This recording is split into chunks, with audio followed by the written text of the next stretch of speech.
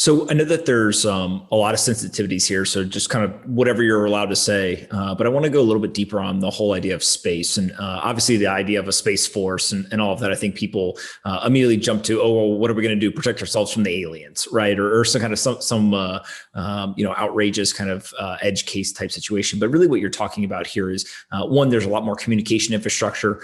There's a lot of companies that are trying to do multiplanetary travel, or they're trying to do now even space manufacturing. Look at somebody like Varda. There's all sorts of different technologies, whether it's reusable rockets or some sort of 3D printed rockets. You just kind of go down the line. There's a lot of innovation happening here. And most of that is happening in the Western world. But when you talk about kind of the vulnerabilities in space, kind of just from a very high level, like what exactly does that mean? And so for people at home who are thinking about, oh, a space force, like why is that important? And kind of how do you just think of space as maybe a battlefield that isn't necessarily contentious today, but could become contentious in the future?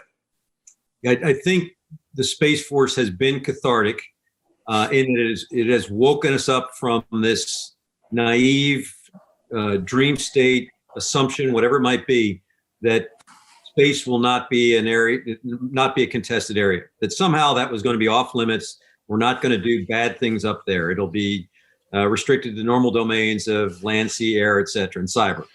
Wrong, bad assumption, flawed, and has been proven to be flawed. So without even going into classified stuff, just look at open source on what the Chinese and the Russians have already put up there that is not intended to be good. It's not intended to play nicely with others.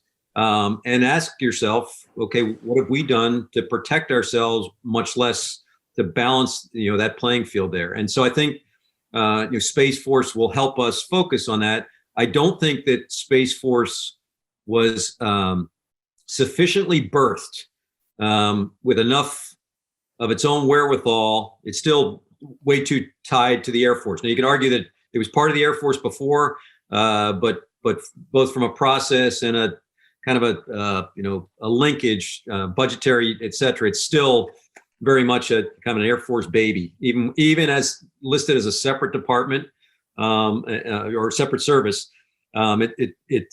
It's not free. It's not running free yet. I hope it will eventually. But I think it's an area that we absolutely have to have this discussion, this honest discussion of why do we, it's today in Twitter, it's still a little too political on, was this just a wild idea from the previous administration? Hopefully people will pull up and say, okay, do we need to compete up there? The answer is yes. What's the best way to do it? Whether establishing another service and a combatant command was the way to do it, you could cut that thing every which way and come up with other solutions, but we absolutely need to compete.